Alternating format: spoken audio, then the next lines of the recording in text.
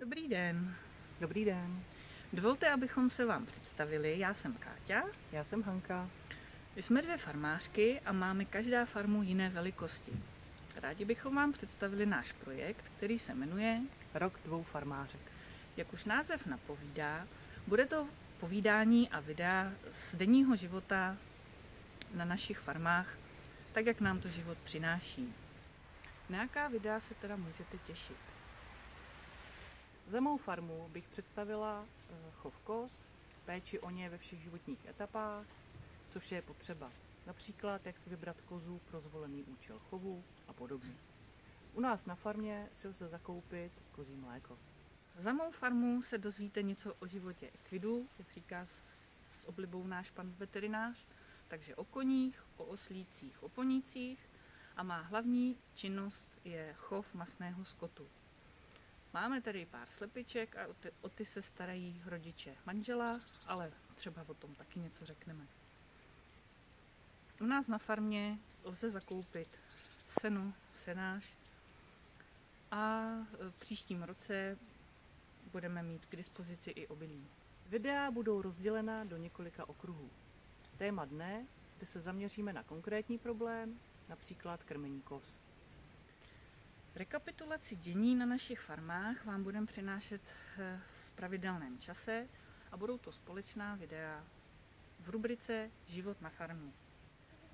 Další videa budou vteřiny z farmy, ty vám pak přinesou krátké záběry na obyčejný život, tak jak ho denně žijeme, to, co nám přináší. Když budete mít nápad na téma, které by vás zajímalo, můžeme ji zkusit zpracovat. A budete-li mít nějakou otázku, klidně se zeptejte. Co víme, odpovíme, co nevíme, to vymyslíme. Těšíme se na viděnou a pokračujeme představením farem. Hanka to má kousek kratší, takže jí dám přednost. Mám malou farmu, na které chovám převážně anglonubijské kozy s produkcí mléka. Vyrábím sýry, prozatím pouze pro svou spotřebu. Jsem malá farma, bez vlastní rostlinné výroby, takže veškeré komodity jsem nucena nakupovat, ať jde o seno, slámu či krmné komponenty. Funguji bez jakýchkoliv dotací, ale samozřejmě s registrovaným hospodářstvím a veterinárními kontrolami. Kozy jsou celoročně ve venkovním přístřežku s volným přístupem na pastvu. Naše farma je typu farmy rodinné a jsme zemědělci jako takoví. S manželem hospodaříme na 140 hektarech. Manžel na menší části pěstuje na polích obilí a stará se o výrobu sena a senáže. Já na o něco málo větší části mám louky a pastviny a chovám zvířata.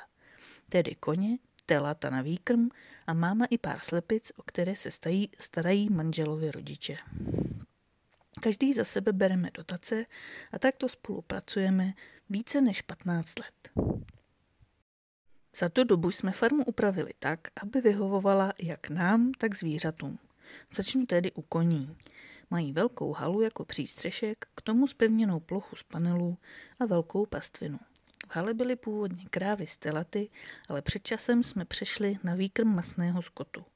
Pro tento účel slouží zděný chlív s přilehlým zpevněným výběhem, kde máme telata od odstavu do vykrmení a v současné době máme 8 bejčků.